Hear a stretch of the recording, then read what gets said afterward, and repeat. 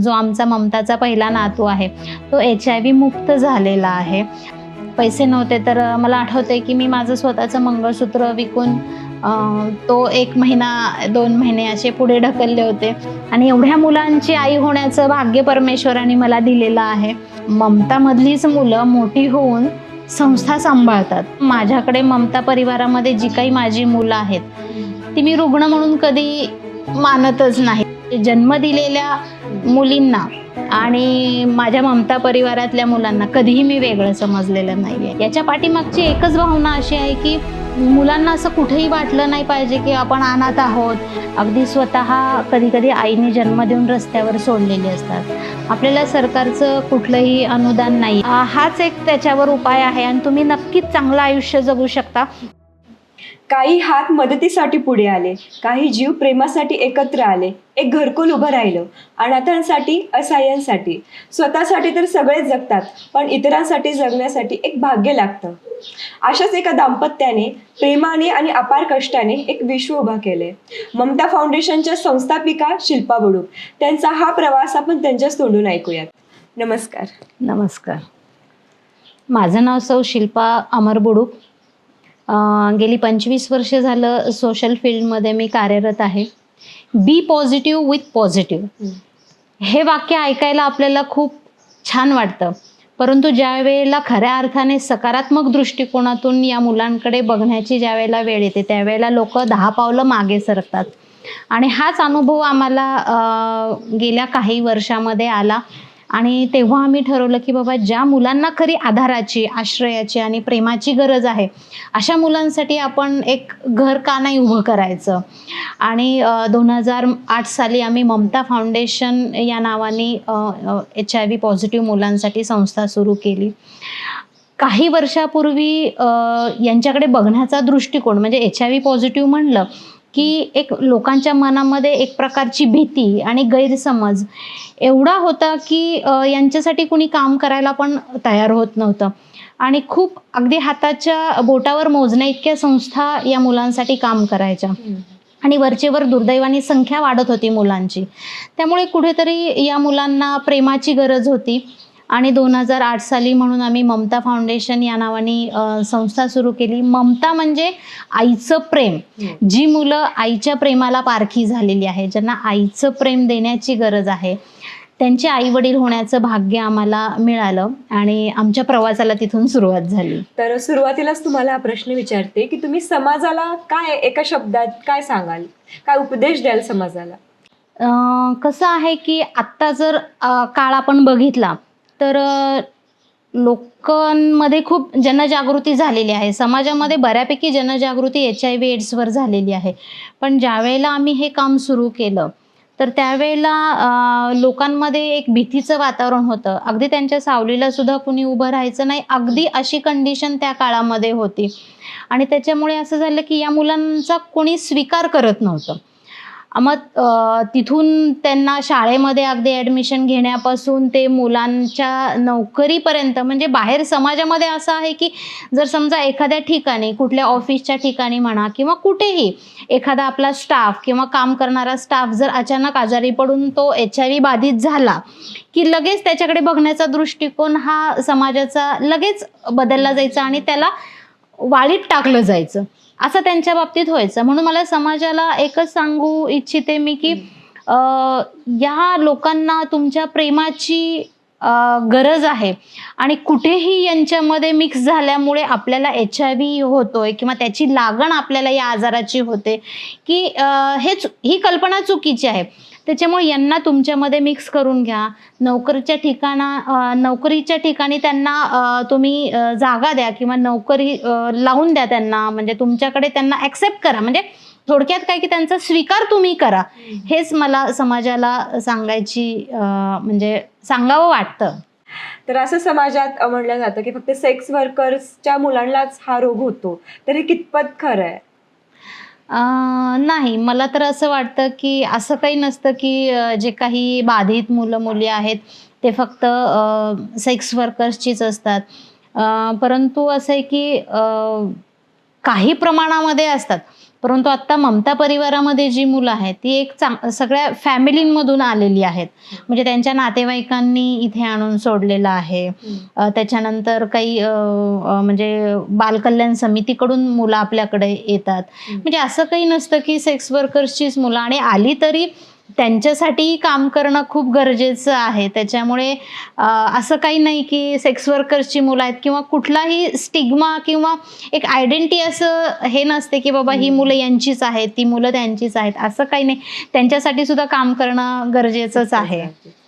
तर तुम्ही जेव्हा सुरुवात केली किंवा आतापर्यंत तुम्हाला 15 वर्ष झाली यामध्ये, तर एखादा असा क्षण असेल जे तुमच्या खूप लक्षात आहे? क्षण तर भरपूर आहेत की जे अगदी लक्षात राहण्यासारखे पण आहेत, जे न आठवण्यासारखे पण आहेत किंवा आठवला तरी आजही अंगावर शहारे येतात, असं सुद्धा आहे. अनेक अडचणींमधून आम्ही वाट काढत इथपर्यंत आलेलो आहोत. पण ज्यावेळेला आम्ही सुरुवात केलेली आहे की सुरुवात करताना सुरुवात करणं खूप सोपं आहे, पण ते पुढं चालवणं खूप अवघड होतं. आणि अगदी सुरुवात केल्यावर त्यांना शाळेमध्ये घेऊन जाणं किंवा हॉस्पिटलला घेऊन जाणं, इथूनच आमच्या सगळ्या गोष्टींची सुरुवात झाली. आणि संस्था तर सुरू केलेली आहे, पण ज्यावेळेला आम्ही भाड्याच्या घरामध्ये मुलांची सुरुवात केली 2 मुलांपासून, परंतु नंतर असं झालं की मुलांसाठी कोणी घर द्यायला तयार नाही. म्हणजे ॲग्रीमेंट संपलं की आम्ही जागा बदलत राहायचो. आणि ॲक्सेप्टन्स जे म्हणलो आम्ही की म्हणजे सुद्धा काय ते स्वीकार नाही होत मुलांचा. मग आम्हाला दरवर्षी जागा बदलाव्या लागल्या. म्हणजे कितीतरी भाडं देऊन सुद्धा लोक घर द्यायला तयार नव्हते. म्हणजे हा कुठेतरी प्रश्न त्यांच्यासमोर उभा राहील, म्हणजे आमच्यासमोर उभा राहिला की आता या मुलांना घेऊन कुठे जायचं. दरवर्षी आम्हाला जागा बदलाव्या लागायच्या, दरवर्षी जागा बदलाव्या लागायच्या. आणि मग अशाच एका म्हणजे एक साधारण 8 ते 10 वर्ष आम्ही वेगवेगळ्या ठिकाणी आमचं विंचवाचा बिराड इथून तिथे, तिथून तिथे असं आम्ही फिरत होतो अक्षरशः. कारण आपल्याकडे पर्यायच नव्हता की बाबा जर घरमालकाने आम्हाला म्हणलंय की नाही बाबा तुमचं ॲग्रीमेंट संपलं, तुम्ही इथून निघून जावा, असं केलं तर आमच्यासमोर दुसरा पर्याय नव्हता घर बदलण्याशिवाय. मग हे आमचं विंचवाचं बिराड आम्ही इथून तिथे, तिथून तिथे हलवत असताना आम्ही ज्यावेळेला या गावामध्ये आलो गुजरवाडीमध्ये, तर इथलेच नगरसेवक आहेत प्रकाश कदम, त्यांनी ही 3 गुंठे जमीन आम्हाला देणगी तत्वावर दिली, देणगी स्वरूपात दिली. आणि तिथे माझ्या मुलांना घरकुल मिळालं.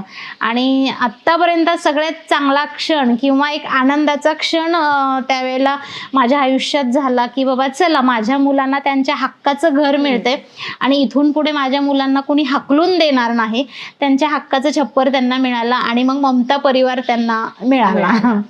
तर ही ममता फाउंडेशन सुरू करण्याआधी तुम्हाला असं कधी वाटलं की या HIV ग्रस्त मुलांसाठीच काम करावं? ममता फाउंडेशन सुरू करण्याच्या आधी आम्ही वेगवेगळ्या विषयांवर काम करत होतो. जसं की देहविक्री करणाऱ्या मुलांसाठी आम्ही काम केलं, रस्त्यावर राहणाऱ्या मुलांसाठी आम्ही काम केलं, त्यानंतर फक्त अनाथ मुलांसाठी काम केलं की जी मुलं आईवडिलांच्या प्रेमाला पारखी झालेली आहेत, आईवडिलांचं छत्र त्यांच्यावरून हरवलेलं आहे, अशा मुलांसाठी आम्ही काम केलं. परंतु ज्यावेळेला आम्ही HIV एड्स या विषयावर आम्ही काम केलं, तर त्यावेळेस अगदी बोटावर मोजण्या इतक्या संस्था त्याच्यासाठी काम करत होत्या या विषयावर.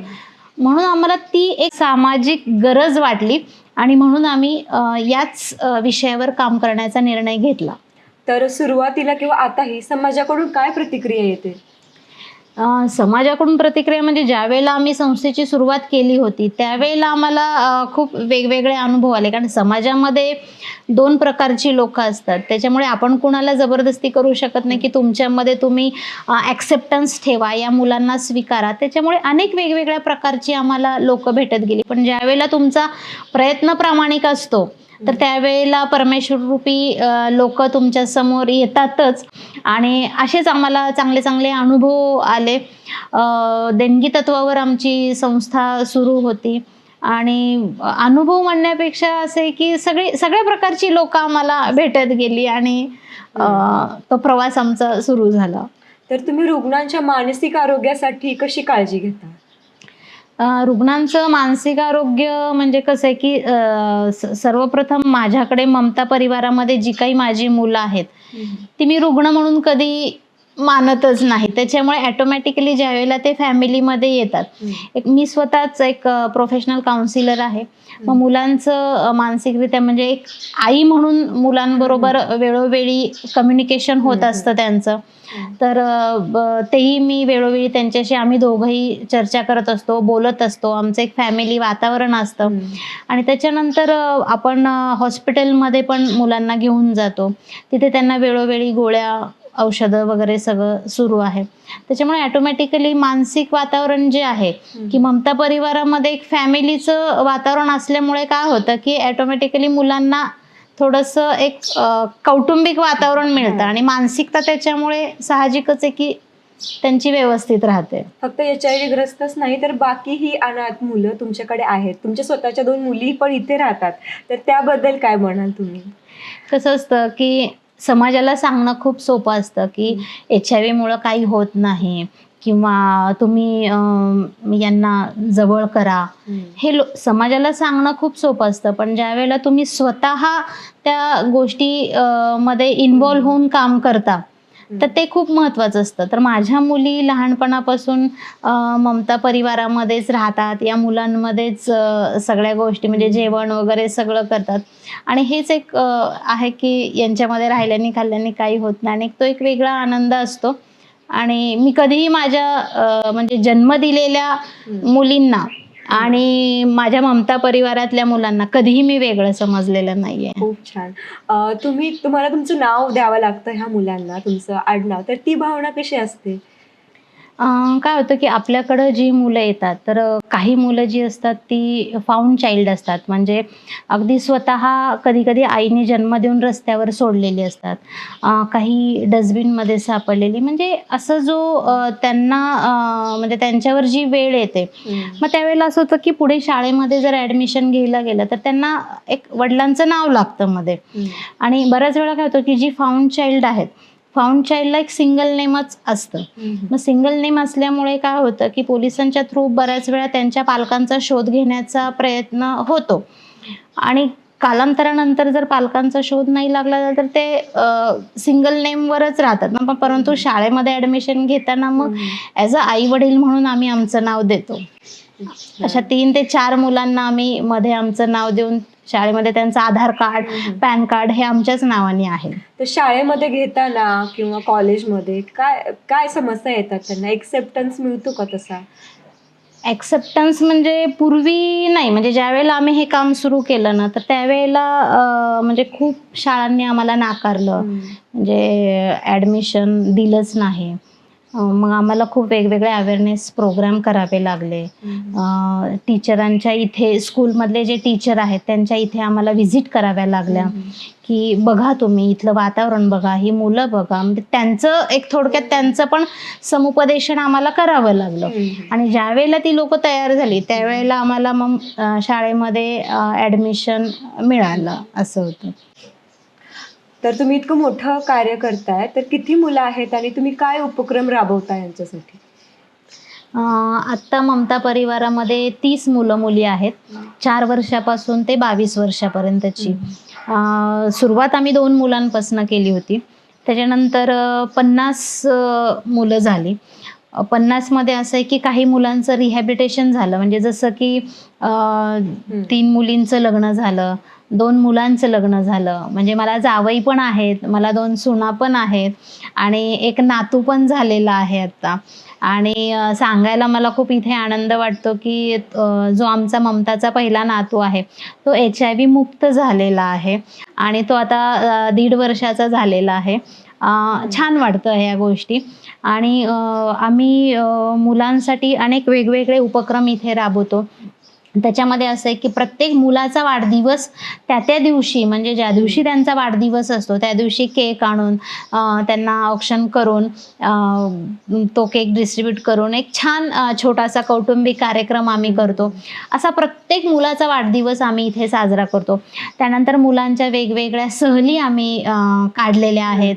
त्याच्यामध्ये मुलांनी सगळे गड किल्ले पाहिलेले आहेत, सगळे समुद्रकिनारे बघितलेले आहेत. त्याच्यानंतर वेगवेगळे वेगवेगळ्या मराठी स्टार, हिंदी स्टार यांना भेटलेले आहेत मुलं. वेगवेगळे सिनेमे बघितलेले आहेत त्यांनी मल्टिप्लेक्समध्ये जाऊन. विमानाने प्रवास केलेला आहे. म्हणजे अशा खूप वेगवेगळ्या गोष्टी त्यांनी केलेल्या आहेत. त्याच्यानंतर असं आहे की आपण ममता परिवार म्हणतो, म्हणजे परिवारामध्ये जे काही सण समारंभ आपण साजरे करतो, म्हणजे याच्या पाठीमागची एकच भावना अशी आहे की मुलांना असं कुठेही वाटलं नाही पाहिजे की आपण अनाथ आहोत, किंवा अनाथ ही भावना त्यांच्यामध्ये नाही आली पाहिजे. तर त्यांच्या मनामध्ये असं आलं पाहिजे की हे आपलं कुटुंब आहे.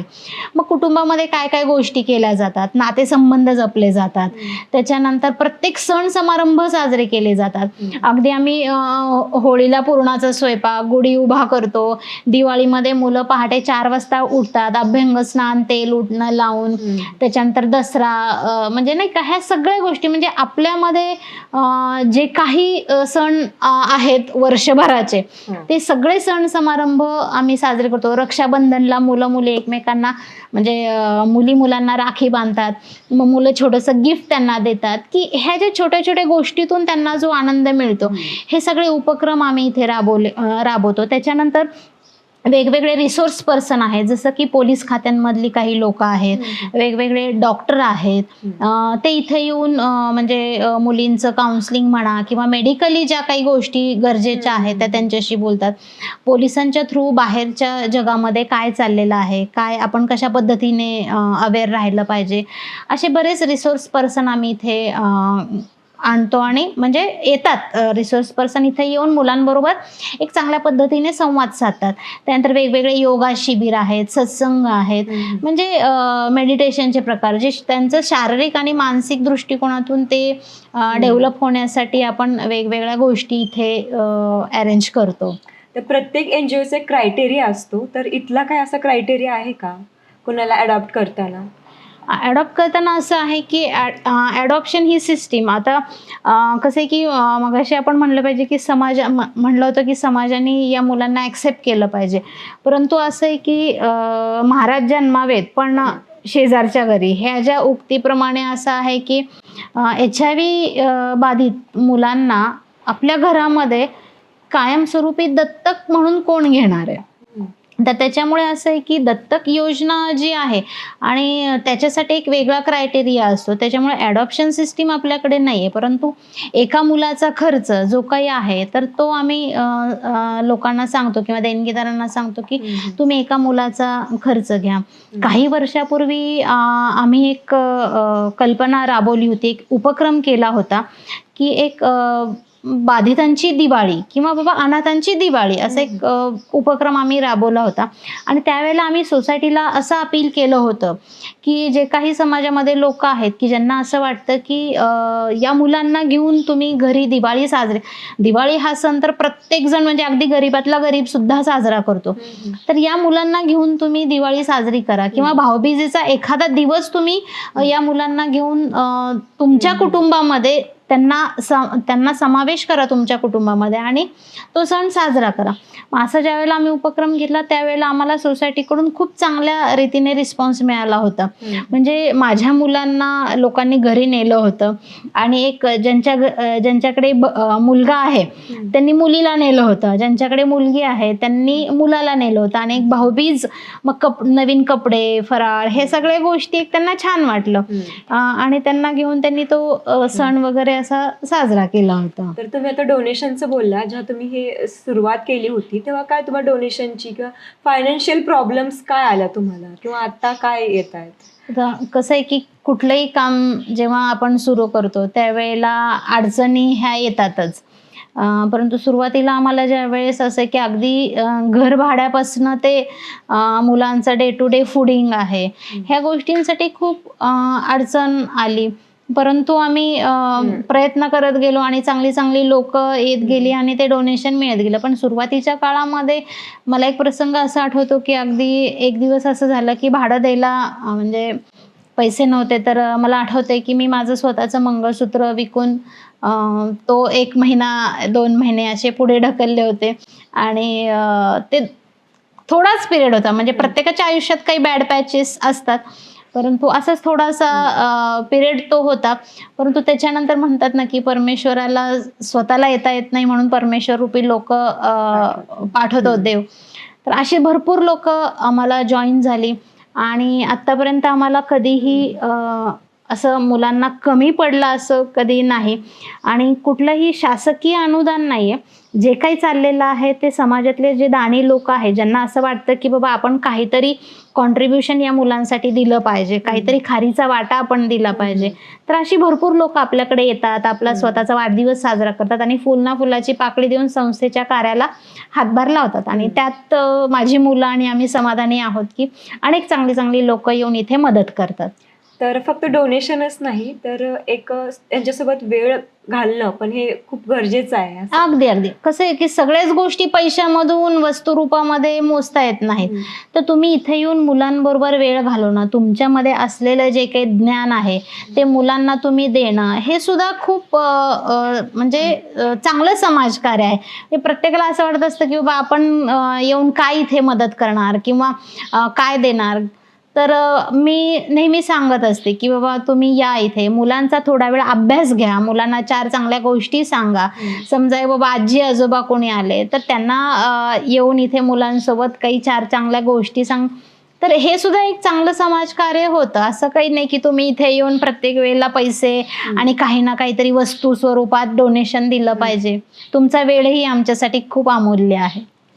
तर शिक्षणाची प्लॅनिंग कशी करता तुम्ही शाळेनंतर किंवा करिअर काउन्सिलिंग कशी होते यांची इथे? माझी सगळी मुलं आत्ता शाळेमध्ये जातात. आता जी एक पहिली बॅच बाहेर पडलेली आहे. एक साधारण 8 ते 10 मुलं माझी बाहेर आत्ता जॉब करतायत आणि ते स्वतःची रूम घेऊन स्वतः बाहेर राहतायत. कसं असतं, की लहानपणापासून त्यांना सांभाळणं, त्यांना शिक्षण देणं आणि नंतर एक स्टेप अशी येते, की त्यांचं पुनर्वसन करणं.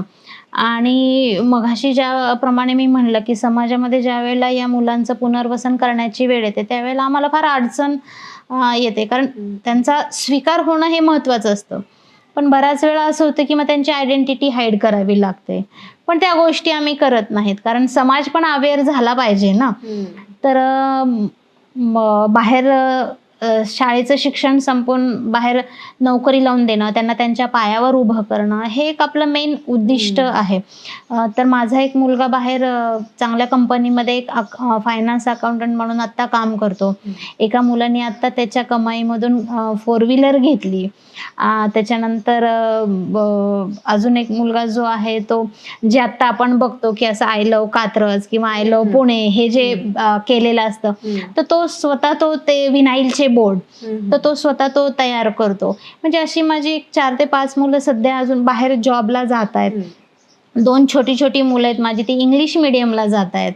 म्हणजे त्यांना एक चांगलं नागरिक बनवणं आणि त्यांना त्यांच्या पायावर उभं करणं हे आमचं एम आहे.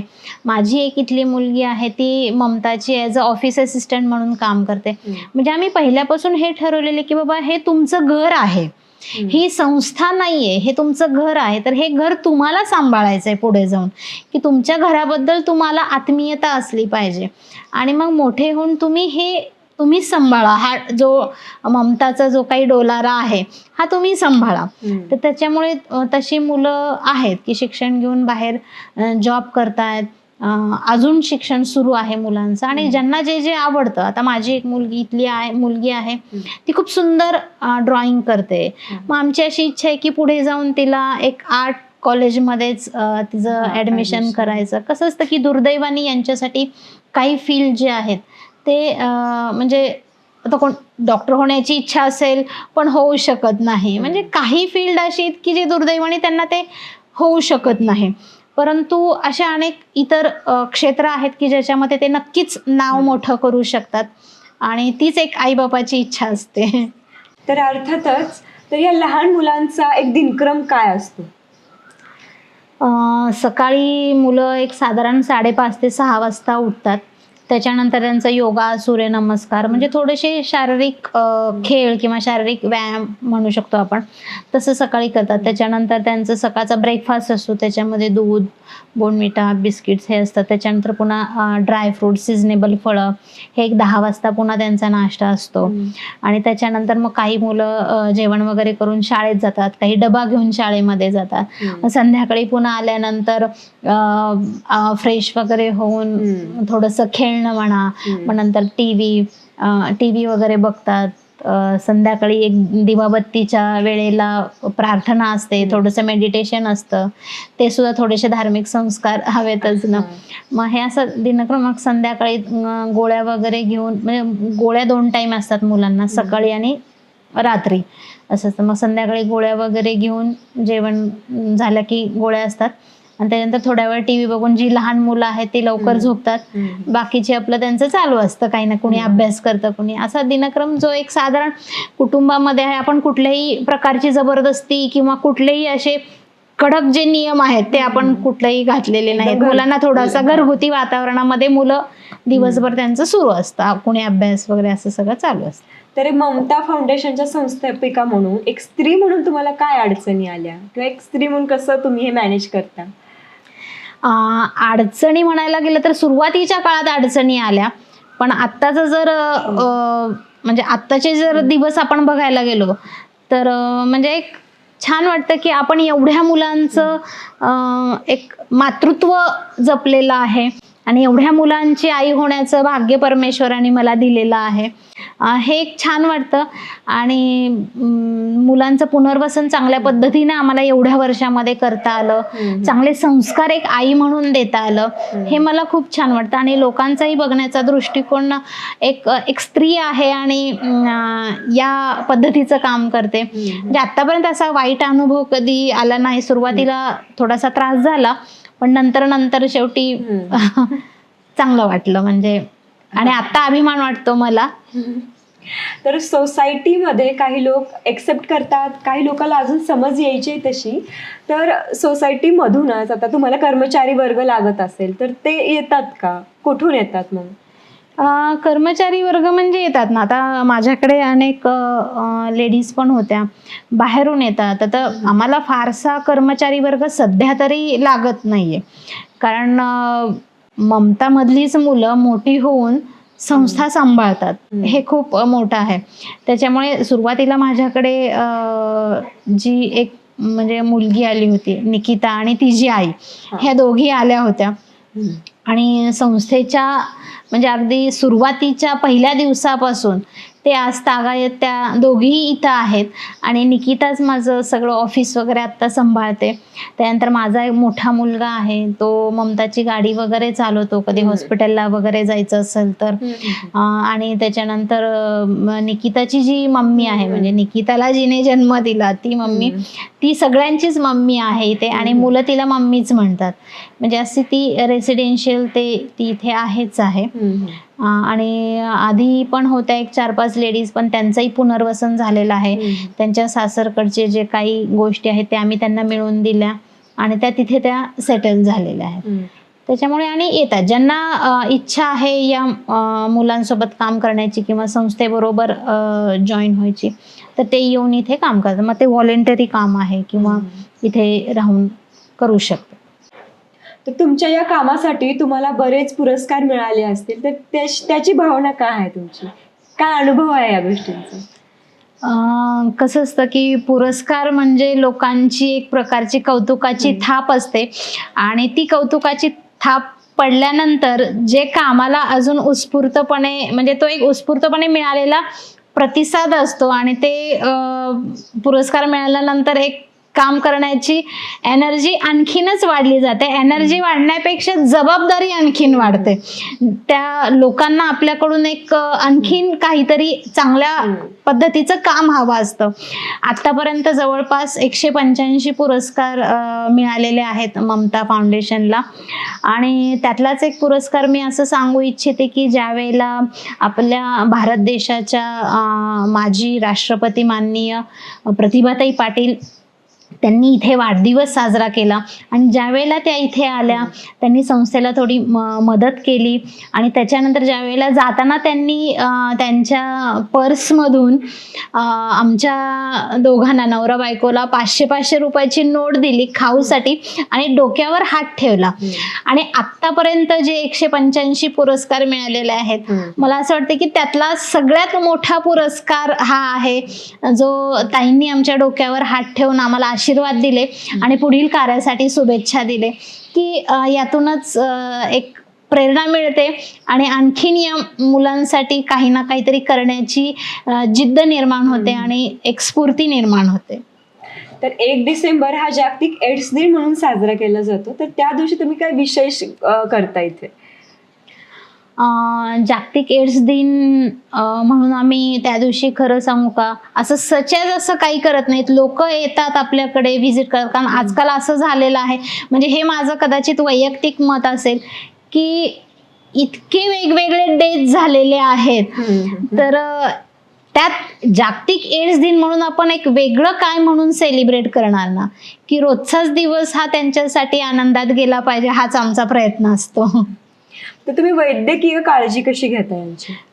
आपण मुलांच्या वैद्यकीय तपासण्या वेळोवेळी करतो. त्याच्यासाठी आपण भारती हॉस्पिटल आणि आर्मफोर्स मेडिकल कॉलेज वानवडीचं जे कमांड हॉस्पिटल आहे, इथे आपण मुलांना औषधोपचारासाठी घेऊन जातो. तर तिथे सगळी मुलं रजिस्टर्ड आहेत, म्हणजे ART सेंटर आहे जे भारती हॉस्पिटलला आत्ता झालेलं आहे, पण इतके वर्ष आम्ही आर्मफोर्स मेडिकल कॉलेज इथे जे ART सेंटर आहे, म्हणजे अँटी रेट्रो व्हायरल ट्रीटमेंट या आजारावरची खास औषधं असतात, की तिथे आपल्या पुण्यामध्ये वेगवेगळ्या हॉस्पिटलमध्ये हे सेंटर आहेत. तर तिथे प्रत्येक मूल किंवा प्रत्येक जो पेशंट आहे तो तिथे एनरोल होतो आणि तिथून त्याची ट्रीटमेंट होते. आणि हे सगळं पूर्णपणे शासकीय आहे आणि ते उपचार जे आहेत ते मोफत असतात, म्हणजे थ्रूआउट इंडिया, म्हणजे सगळ्या सेंटरमध्ये ARTच्या ज्या गोळ्या आहेत त्या मुलांसाठी फ्रीच आहेत. मग तिथे सगळी मुलं रजिस्टर्ड आहेत. दर महिन्याला मुलांना तिथून गोळ्या घ्याव्या लागतात. आणि कसं असतं की ज्या वेळेला या गोळ्या सुरू करतात त्यावेळेला थोडेसे साईड इफेक्ट होतात. मग त्याच्यासाठी वेगवेगळ्या ज्या टेस्ट आहेत, व्हायरल लोड आहे, HB आहे, म्हणजे ज्या काही रक्ताच्या वेगवेगळ्या तपासण्या आहेत त्या केल्या जातात, म्हणजे ॲज पर डॉक्टरांच्या सल्ल्यानुसार. आणि ज्या वेळेला डॉक्टर सांगतील की बाबा आता ही गरज आहे या टेस्टची, तर तशा वेगवेगळ्या टेस्ट आम्ही करून घेतो. दर महिन्याला दर 3 महिन्याला मुलांचे रेग्युलर तपासण्या सुरू असतात. आणि वैद्यकीय तपासणी बरोबरच त्यांना सकस व पौष्टिक आहार हा या मुलांसाठी खूप महत्त्वाचा असतो. म्हणजे नॉर्मल फक्त जेवण दिलं असं होत नाही, तर त्यांच्यामध्ये सकस व पौष्टिक आहार म्हणजे high protein diet, nutritional support, ह्या गोष्टी त्यांच्यासाठी खूप महत्त्वाच्या असतात. तर तुम्हाला शासनाकडून काही मदत मिळते का? नाही, आता जे काही संस्थेचं कार्य सुरू आहे ते समाजातील जे दानशूर लोक आहेत त्यांच्या मदतीतूनच चाललेलं आहे. आपल्याला सरकारचं कुठलंही अनुदान नाही आहे किंवा सरकारची कुठलीही मदत नाही मिळत. जे काही वैयक्तिक देणग्यांवरच संस्थेचं कार्य सुरू आहे. तर हे सगळे मिळून कसे राहतात? ममता परिवारामध्ये माझी सगळी मुलं अगदी गुण्यागोविंदाने राहतात, हसत खेळत राहतात. आणि एवढी मुलं एकत्र असल्यामुळे थोडंसं एकमेकांमध्ये काहीतरी तक्रारी, धुसफूस, भांडणं हे तर चालूच असतं, कारण त्यांचं शेवटी बालपण आहे. तर ते एक अगदी बहीण भावंडासारखं राहतात, कौटुंबिक वातावरणामध्ये छान राहतात. तर तुमची सोसायटीकडून काय अपेक्षा आहे? समाजाला माझी एकच विनंती आहे की यांना फक्त तुमचं प्रेम पाहिजे आहे, यांना तुम्ही प्रेमाने जवळ घ्या, बाकी काही नको आहे. त्याच्यानंतर असं आहे की आत्ता सध्या समाजामध्ये खूप चांगल्या पद्धतीची जनजागृती झालेली आहे. जसं पूर्वी या आजाराची भीती होती तसं आत्ता हे वातावरण नाही आहे. प्रत्येकाला माहिती आहे की हा आजार कशामुळे होतो, कशामुळे होत नाही. त्याच्यामुळे प्रत्येकजण त्या पद्धतीनं आपापली काळजी घेतं.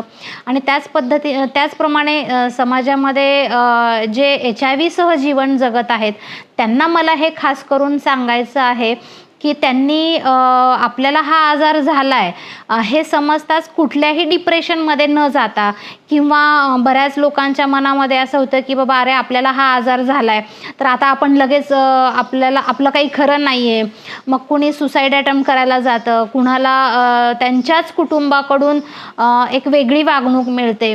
तर मला हे सांगायचं आहे की जर एखाद्या फॅमिलीमध्ये एखाद्या व्यक्तीला हा आजार झालेला आहे किंवा HIV ची लागण झालेली आहे, तर त्या कुटुंबाने त्या व्यक्तीला त्या घरातून बाहेर न काढता एक काळजीनं आपल्यामध्येच त्यांना ठेवलं पाहिजे, त्यांची काळजी घेतली पाहिजे. आणि ज्या व्यक्ती HIV सह जीवन जगतायत की त्यांनी कुठलंही म्हणजे कुठलेही वाईट विचार मनामध्ये न आणता आपलं आयुष्य लगेच संपून जाईल हे असं काहीही नसतं. इच्छाशक्ती मजबूत ठेवा, चांगला आहार घ्या, चांगले वैद्यकीय उपचार घ्या. गव्हर्नमेंटनी सगळे उपचार या आजारावरचे मोफत केलेले आहेत, त्यामुळं जास्तीत जास्त वैद्यकीय उपचार घेण्याचा तुम्ही प्रयत्न करा किंवा उपचार घ्या. घरामध्ये चांगला सकस पौष्टिक आहार घ्या, मानसिक आरोग्य चांगलं ठेवा आणि स्वतःची इच्छाशक्ती मजबूत करा. हाच एक त्याच्यावर उपाय आहे आणि तुम्ही नक्कीच चांगलं आयुष्य जगू शकता आणि समाजाने त्यांना चांगल्या पद्धतीनं स्वीकारलं पाहिजे, हेच महत्त्वाचं आहे. तर आजच्या संवादातून हे स्पष्ट झालं की गरजूंना जर योग्य काळजी आणि योग्य प्रेम दिलं तर ते एक शक्य होतं, एक कुटुंब घडणं शक्य होतं. तर तुमच्या या कार्यासाठी तुम्हाला खूप खूप आदर आणि खूप खूप शुभेच्छा.